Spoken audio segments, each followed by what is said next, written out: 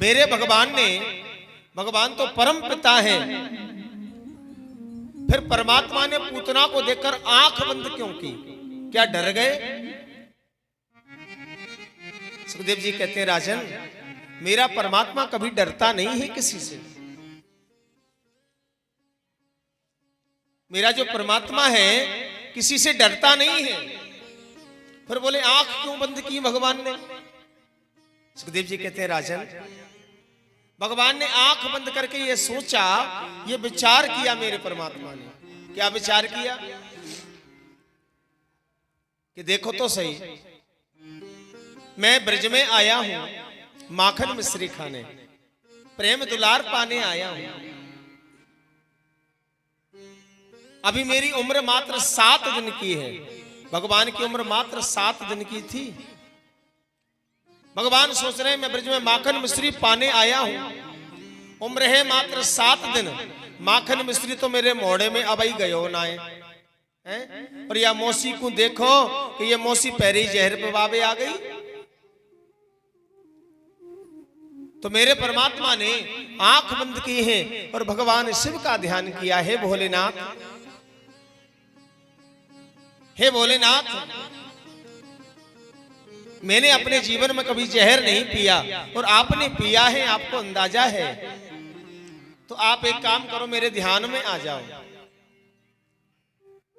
आप मेरे ध्यान में आ जाओ।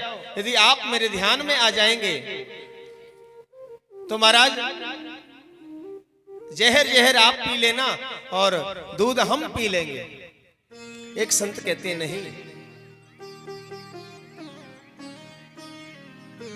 एक संत कहते नहीं, मेरे परमात्मा ने आंख बंद की है।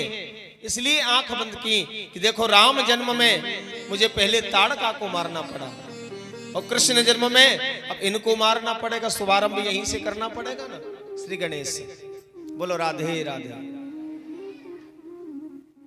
भगवान आंख बंद करके सोच रहे हैं कि ये दूध पिलाएगी तो दूध पिलाने का कार्य मां का होता है। भगवान विचार करें इसे कौन सी गति प्रदान करूं। आंख बंद करके मेरे परमात्मा ने यही सोचा है। महाराज, भगवान के नेत्र बंद हैं। एक संत कहते हैं मेरे परमात्मा आंख इसलिए बंद कर लेते हैं कि भगवान के जो नेत्र हैं ये सूर्य और चंद्रमा है। ये सूर्य और चंद्रमा आपस में विचार करते हैं कि देखो तो सही मेरा परमात्मा कितना सुंदर है और ये कुरूपणी राक्षसी सुंदर रूप बना करके मेरे परमात्मा के सामने आई है। आज पूतना ने विचार किया कि अपना जहर भरा स्तन इसके मुख में दे देती हूं, एक आध घूंट पिएगा, एक आध घूंट पीने के बाद मृत्यु को प्राप्त हो जाएगा। इसे यहीं छोड़कर चली जाऊंगी, मुझे कौन पकड़ पाएगा, मुझे कौन पकड़ पाएगा। आज ये सोच करके पुतना ने जहर भरा स्तन भगवान के मुख में दिया है। अब मेरे परमात्मा ने दूध पीना प्रारंभ किया। पुतना सोच रही है एक आध दो घूंट पिएगा, कालकूट नामक विष है, जैसे कंठ से नीचे उतरा और ये मरा। और जहां ये मारा जाएगा तो मैं तो राक्षसी हूं, मुझे कौन पकड़ेगा, मैं भाग जाऊंगी। भगवान ने सोचा मौसी आई तो हो लेकिन जा नहीं पाओगी ऐसे। मेरे गोविंद ने और दूध पीना प्रारंभ किया है। एक घूंट दो घूंट मारा, 2 मिनट 5 मिनट 10 मिनट हो गए। अब पूतना सोच रही है ये कैसा बालक है, ये मरता ही नहीं है। और भगवान प्रेम से दुग्ध पान कर रहे हैं। भगवान ने सोचा कि अगर इसे ऐसे मारूंगा, अगर इसे ऐसे मार दिया तो मुझे फिर बड़ा होना पड़ेगा, इसलिए सूक्ष्म रूप में अब कैसे मारूं। तो भगवान ने दूध पीते पीते महाराज पूतना के प्राणों को भी पीना प्रारंभ कर दिया। जहां पूतना की शक्ति क्षीण होने लगी, अब शरीर में शक्ति श्वास ना आए तो हम क्या सोचेंगे। शक्ति क्षीण होने लगी तो घबरा गई और घबरा कर बोली, अरे लाला छोड़, अरे लाला छोड़, अरे लाला छोड़। 7 दिन का बालक बोलता तो नहीं है ना, है? लेकिन मेरे भगवान बोल पड़े, अरे मौसी हम पे तो पकड़बो ही आवे, छोड़बो तो आवे ही ना है, तुमको ठिकाने लगा देंगे तभी छोड़ेंगे, बीच मझधार में थोड़ी ना छोड़ेंगे। आज पुतना ने सोचा कि मेरे प्राण जाने वाले हैं, अब मेरे प्राण जाने वाले हैं, तो विकराल रूप धारण कर लिया। भगवान ने सोचा अगर इतने विकराल रूप में अगर इसको यहां गिरा दिया तो हमारा महल ही गिर जाएगा, बाहर निकलने दो। महाराज पूतना ने भागना चाहा, महल से बाहर निकली, बाहर निकल करके उड़ना चाहा, मेरे परमात्मा ने वहीं उसका प्राणांत कर दिया। जैसे ही पूतना गिरी है महाराज, महल से थोड़े ही बाहर एक कंस का विशाल काय बगीचा था, पूरा बगीचा चकनाचूर हो गया, क्योंकि पूतना का शरीर छोटा मोटा नहीं था भाई, 18 किलोमीटर लंबा शरीर था पूतना का, बहुत बड़ा विशाल का स्वरूप था। गिरी तो ऐसे लगा जैसे कोई पहाड़ गिर गया हो। अब ब्रजवासी तो वहां खुशियां मना रहे थे, ब्रजवासी तो वहां खुशियां मना रहे थे। एक ब्रजवासी ने सुना, अरे भैया ये आवाज कहां से आई है भैया, इतनी जोर से, जैसे लगे जैसे काऊ को महल गिर गए हो। देखियो भैया काऊ की अटारी फटारी तो ना गिर गई। एक ब्रजवासी हाँफते हाँफते दौड़ते दौड़ते आया, अरे भैया ना काऊ को महल गिरो ना काऊ की अटारी गिरी, अरे भैया वो देखियो कंस के बगीचा में महाराज इतनी विशाल का राक्षसी पड़ी है। महाराज इतनी विशाल का राक्षसी पड़ी है। सब दौड़ कर गए, उत्सव मनाना भूल गए, दौड़कर जाकर देखते हैं तो उस विशाल का राक्षसी के वक्षस्थल पर मेरे गोविंद किलोल कर रहे हैं। एक ने देखा, अरे भैया ये लाला कहां से आया, ये तो हमारे नंद महर का लाला है। भैया जैसे तैसे भगवान को नीचे उतारा। अब महाराज ब्रजवासी आपस में विचार कर रहे हैं कि इतना विशाल का स्वरूप है, इस पूतना का क्या करें।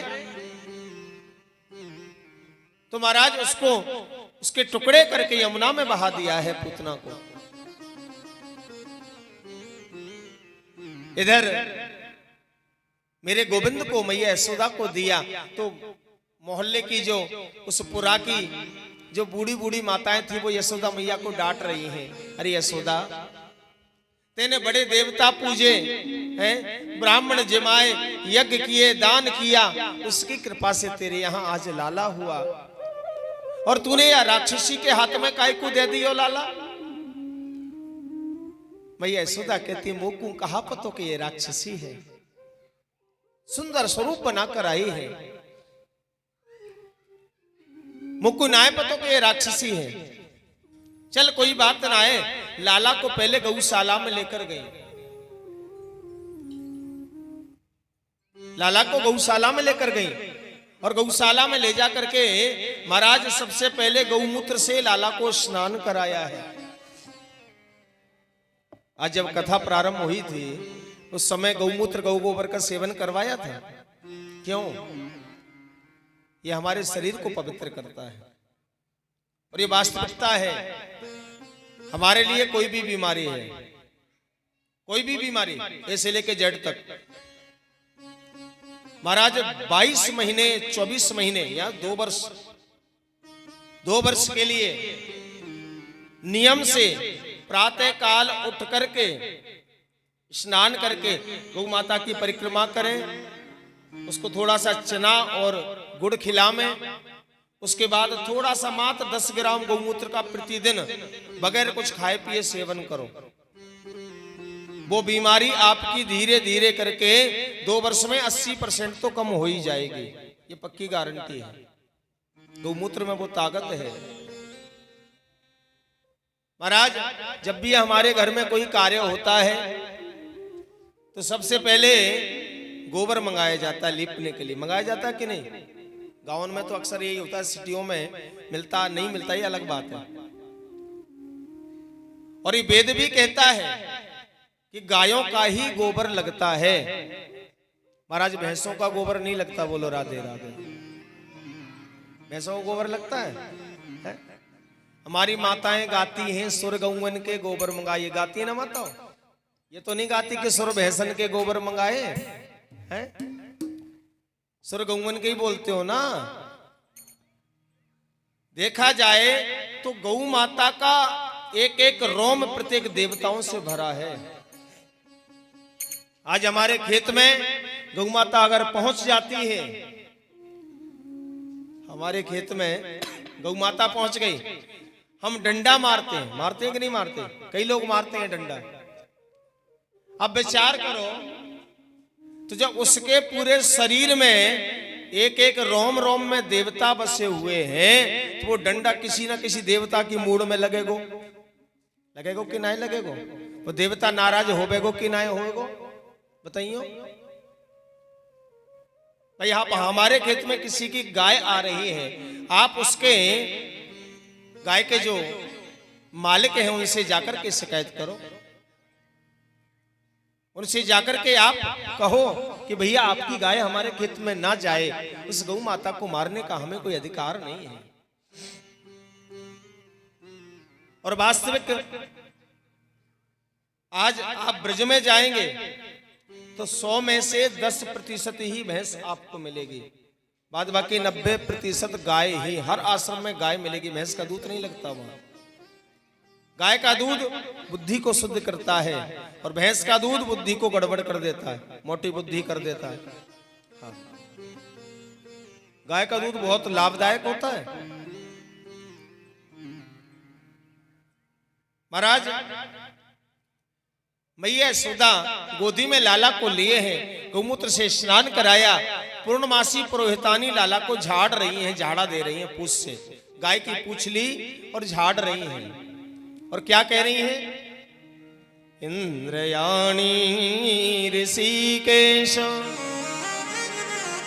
प्राण नारायणो बतो श्वेत दीपपति चित्तम मनोयोगेश्वरो भतो।